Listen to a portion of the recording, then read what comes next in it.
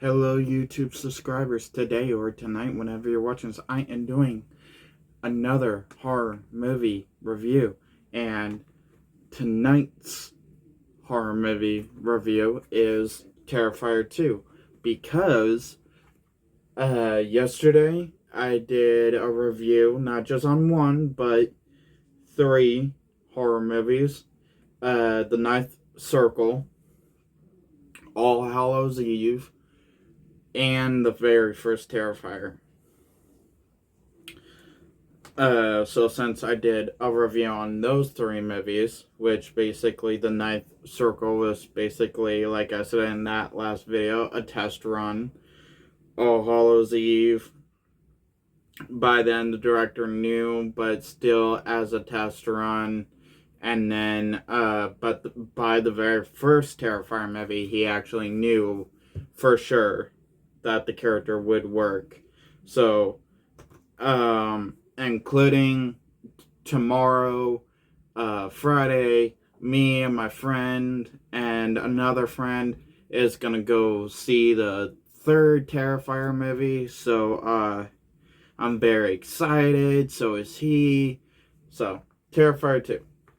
Terrifier 2 takes place, I want to say, 2 years later, because throughout the movie, it basically explains that a year ago, like, basically the first movie took place, like, in the very beginning of the first movie, as we see, like, the news reporter gets attacked, and then, by the very end, we realize, the woman that attacked the news reporter, that also got the interview, was our survivor girl. Well,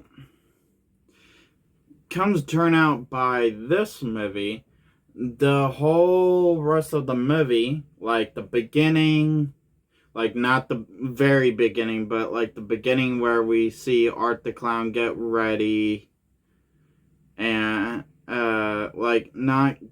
not get ready, like, well, maybe get ready, I don't know, that part. Certain parts of the first movie is confusing once you watch part 2 and actually slowly realize what most of part 2 actually re-shows from the first movie, because it talks about the interview that the girl had.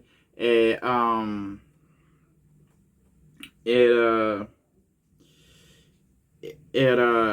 talks about certain year points, like the interview happened in the year 2017, when the very first movie came out in the year 2016. So it's the timeline where basically like the victims of that Halloween night of Art the Clown happened during the year 2016, and then the interview happened during the year of 2017. And so does that make Terrifier 2 part of the year 2018? And if that's so, then the third movie, I truly feel like should be part of the year 2019, if that's the correct timeline of the. But and sure, the first movie, as normally not all original very first horror movies have that great of a budget, because some studios don't know if some horror movies are going to be that good, and if they don't end up being that good, why waste a whole chunk of money to it that they could lose and not get back, or likely get back, with a little bit more, or it does end up good, and in the second one, that's when they throw even more money out. Well, that's exactly what this movie did. What the second one did. The first one did really good. I mean, sure, the Ninth Circle and All Hallows Eve was more of a practice run, hush hush type In the Shadows movies, but the very first Terrifier was its first step out to the public. A little small to the a little small public, um, but not much of the public. But by the second one, and thanks to a friend, Barrett, uh, um, that introduced Terrifier, Art the Clown to me. That I basic and that basically told me about the Ninth Circle, All Hallows Eve, the very first Terrifier movie that had me catch up before as a Christmas gift. He got me this as a Christmas gift, Terrifier 2. And then once I got home, I want to say the very next day, I watched Terrifier 2. I really enjoyed it. I loved it because basically the director has more of a budget to spend on makeup, which you could tell because by the survivor girl mutilated face, you could tell in the second one it's more like damaged. Like you could see top of her teeth. Like in the first movie, you could tell she had both lips. Well, in this one, you could tell she had more scars. Her eye is more bigger. Her top lip is gone. She only has she's only showing the top teeth. She only has the bottom lip. So you could tell, okay, but that's okay. I mean, what movie doesn't have a low of a budget to start with their first movie? Then having a bigger budget if the first movie does good, and more bigger budget for the second movie.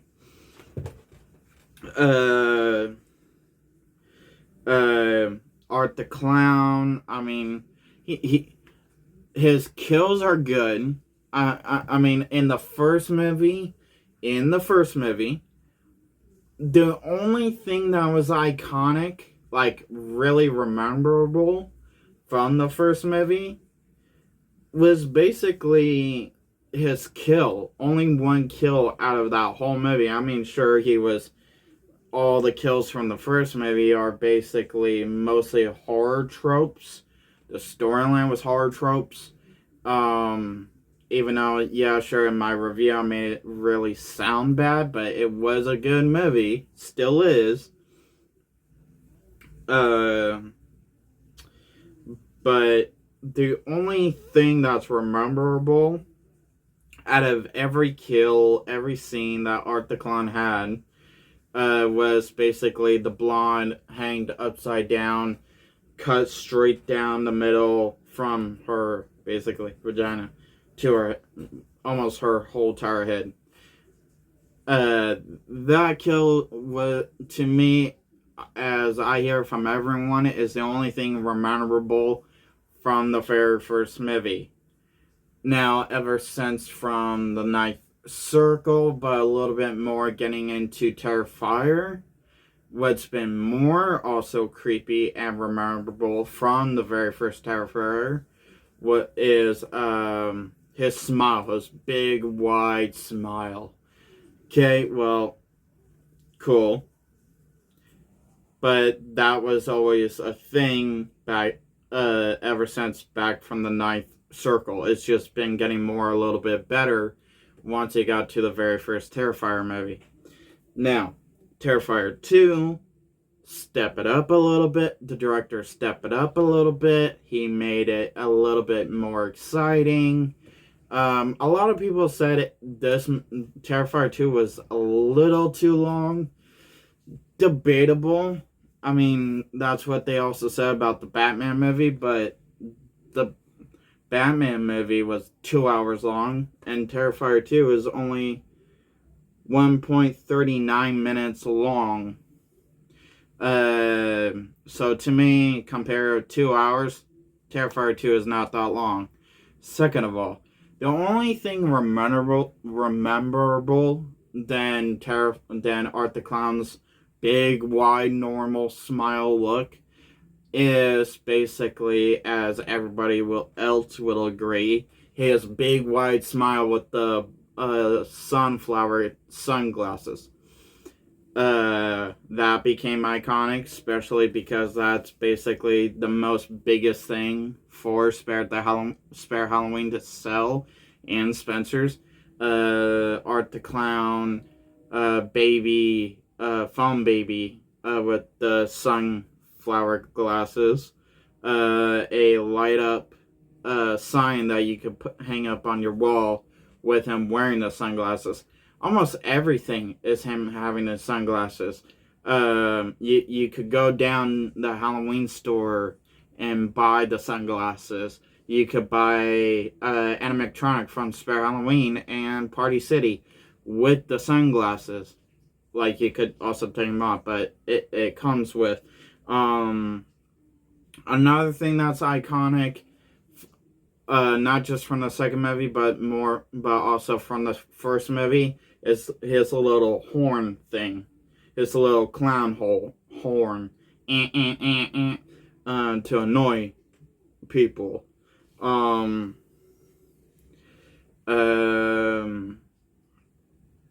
but the only kill that I know of that everybody would agree with from Terrifier 2, that basically everybody would agree with, that would be, out of every kill in Terrifier 2, that is great, but the only thing that is rememberable from the second one, like I said, that everybody would agree with, is the bed scene. How basically he, once again, not just mutilated a girl, but like torture her mentally. Like, he, cut her multiple times, ripped her open, salt, like poured salt on her cut, ripped open body, and I want to say vinegar and salt, and just watch her body show pus, and watch her scream in pain of the burn from the salt and vinegar. And then the girl's mom comes home and sees Art the Clown ripping parts off of her, and laughing and enjoying it. Well, that part, everybody said that they were puking. Well, almost like half of the audience said they were puking when they first saw it, that they couldn't believe that it was that bad. Which, when I saw it, well, once my friend saw it, he said it was not that bad. When I saw it, honestly, I agree, it was not that bad. I just truly feel like people was just making up shit. Um, uh, um,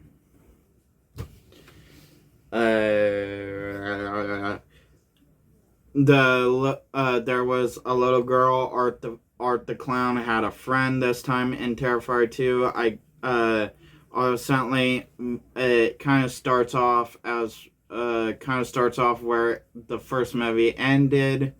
That's kind of where the confusion is, when the news talk about how the interview with our survivor girl from the first movie was back in 2017, but yet the second movie feels like it begin where I left off, and then how our two new main characters said it was last year that the incident happened. So it's like, something isn't adding up here. which that is that my only negative about this movie? Yes, it is. But I still enjoy it. I still love it as what it is. Is it a good, messed up, sickening of a time of a horror movie to enjoy? Yes, it is. But it's still fun as a horror fan to watch because it's something new, something exciting, and it takes and even though there's still some of the horror tropes still in the movie, especially sequel horror tropes still in the movie, it's still like it slaps it in your face, but it also throws it out in the window where it's like, okay, here's this that we basically all know as horror fans, out the window. Here's something new, here's something exciting, even though we're still kind of doing those things, but here's something new, here's something exciting, eat it.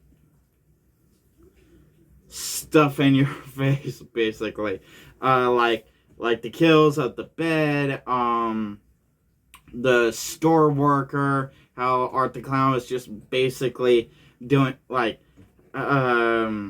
because how our new main character, she ends up having a dream, and it turns out to be with Art, a nightmare with Art the Clown, and which another iconic thing is the Art the Clown cereal, which they show in the movie. That's something that's another thing that became iconic. Spare Halloween sells, but not like the cereal box, but more of like a sign of what the cereal box looked like in the front. Um, uh, but she reached in the cereal box and pulled out a sword that her dad got her years ago before he died. And before Art the Clown could torch, because he had a torch, and the flame went through the sword and started burning, like the angel wings she homemade, and it didn't hurt the sword, but it only hurt her wings that she homemade, which sucked. Knowing, because she was because she homemade her costume. She didn't buy any of it. She homemade it. So knowing how hard she worked on those wings, yeah, I would be pissed too. But so after that moment, Art the Clown knew that he had a special link to her. There was something special about her that pulled her to it. And why her? Exactly. Which the movie kind of pushes that issue, where basically Art the Clown was drawn by her dad. He before her dad died, he was a drawer, and her brother had her dad's drawing book, and as you see, most of the normal drawings before the brother got to like the news articles of the victims from the last movie, but also drawings of her costume, of her wearing her costume, holding the devil's head, and the exact same detail of the devil's head from the ninth circle. So by the second Terrifier movie, it looped back to the ninth circle. And after this one, that's where the director confessed that yes, after this movie, Terrifier is still connected by the ninth circle. Is there something supernatural about Art the Clown? Yes. And Terrifier 3 will once again not just loop back to the ninth circle, but kind of show a little bit more of his supernatural side. But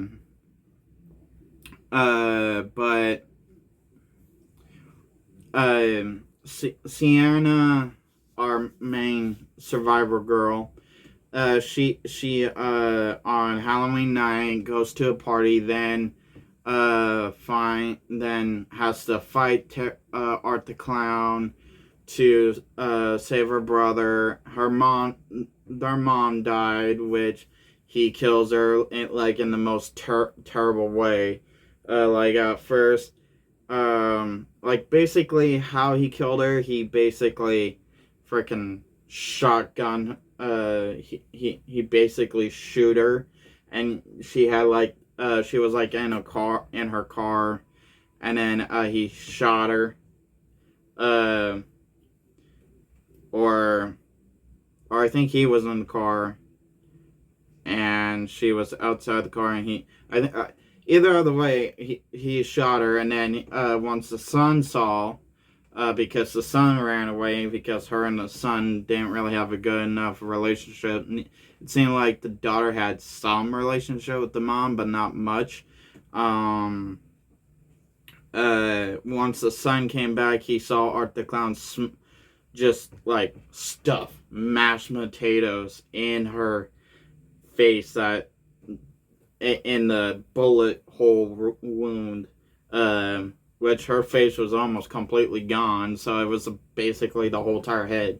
And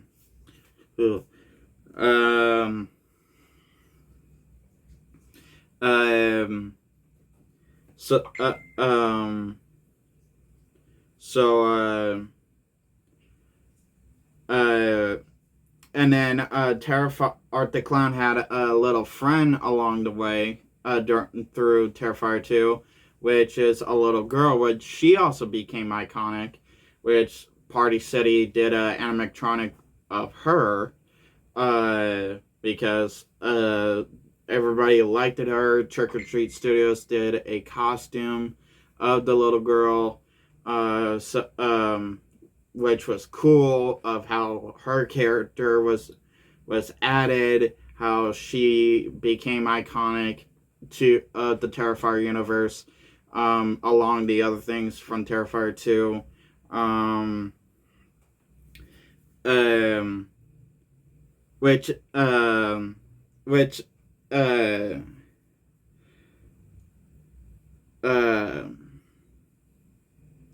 Basically, what I'm trying to get at is Terrifier 2 better than the first movie? Absolutely. It is better than the first movie. But do you still have to watch... It's your mother! Take it up! Sorry, that was my mom. But do you still have to watch Terrifier 1 to understand Terrifier 2? Yes. I want to say no, but you will be confused if you don't. Because if you decide to say, fuck it, skip the ninth circle, you won't understand the picture that's in Terrifier 2 of Sienna, our new main survivor girl, that will be in Terrifier 3, as our, once again, main survivor girl, along with her brother, our main survivor boy, or whatever, how you want to put it. All Hallows Eve, I said in my first video that basically that's more of a fun time to kind of more understand what you're getting yourself into with Art the Clown. But is it really necessary? No. But it's still a good time to watch, because you still want to know more of the feeling to have of Art the Clown before you get yourself into the Terrifier movies. Now, once you get yourself into the Terrifier movies, That's when it gets a little bit more interesting. That's when it gets a little bit more kind of a more stronger punch than what you had feeling than in the Knife Circle and All Hallows Eve. So in Terrifier 2, you get more of a stronger punch, you get more of new kills in the most newest ways. Will you get a little sick feeling? A little bit, because most time I do. Um, but it, um, is Terrifier 2 a good sequel than the first movie? Well, is Terrifier 2 a good sequel? A good build-up from the first movie? Yes. Like I said, would I like to say you could skip the first movie and jump into Terrifier 2? I would like to. But you actually have to watch the first Terrifier movie, even though the way it is and the way, if you watched my video and you heard the way I made it sound, yes, you still have to watch it to understand some parts of the second movie, especially the third movie, because at the end of part two, our first main survivor girl is in a psych in a psychic in a what's the name? What's where I'm looking for? A psycho clinic, a asylum for psychos, and I think she's in a straitjacket if I remember correctly. Um, Sorry, I watched Big Brother and I kind of forgot some scenes, and because Sienna killed Art the Clown, or at least as she thought, even though in the third movie trailer she can obviously sense him not actually being dead, and that's what the brother is worried about, as as he was worried about in the second movie, as he was researching Art the Clown, and who he is and all that. Um, uh, but Sienna basically was trying to halfway through the ending trying to save brother, but gets her sword like in the most Power Ranger way ever. When Art the Clown thought he had her trapped, when he didn't, after she rekindled her sword and rise up and actually fully got her powers like a Power Ranger.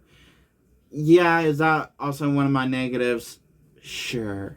But um it still makes the movie good. I mean it's bad, but it's what makes it good. Um uh Also, you get a few scenes of like the clown cafe, which that's another thing that made the from this movie that became iconic, was the song from this movie, the Clown Cafe, which it is catchy. It will be stuck in your head for a while. Um, but but after Sienna cuts off Art the Clown's head, and the little girl carries the head while her eyes are glowing, at which the little girl represent one of the little girls that that Art the Clown murdered years ago. So,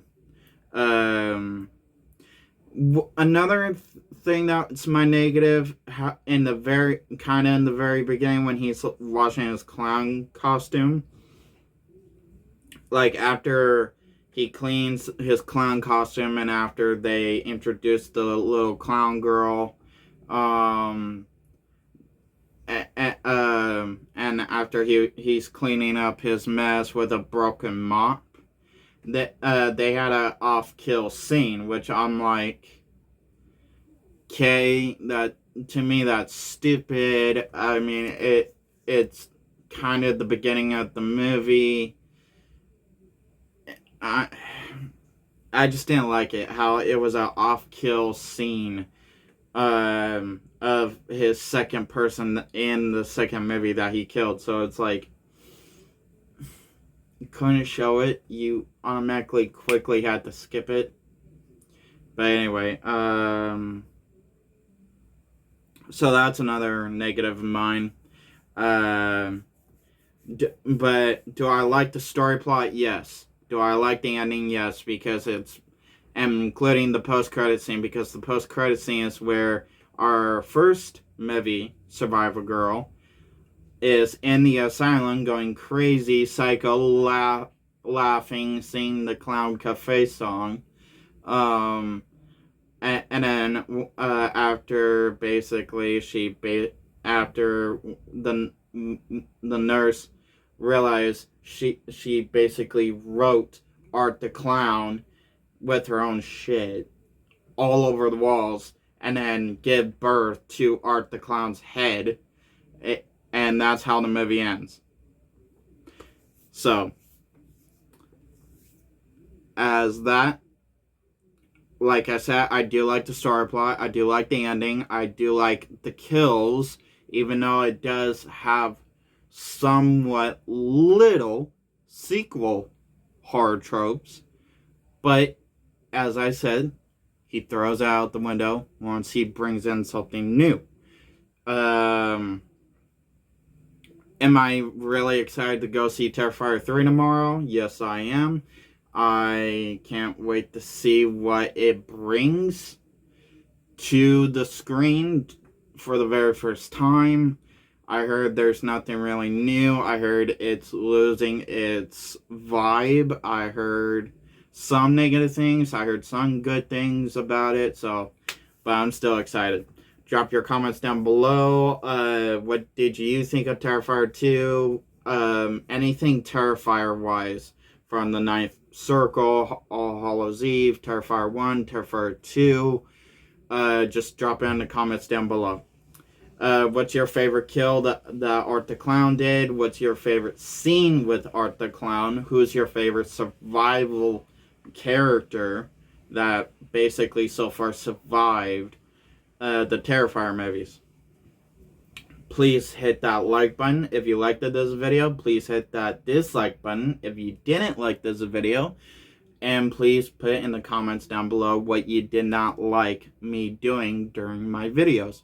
Because I welcome and appreciate your honesty. If you're a original subscriber, welcome back. If you're a new subscriber, I welcome you with open arms. Have a nice day. Have a nice night. Whenever you're watching this, peace.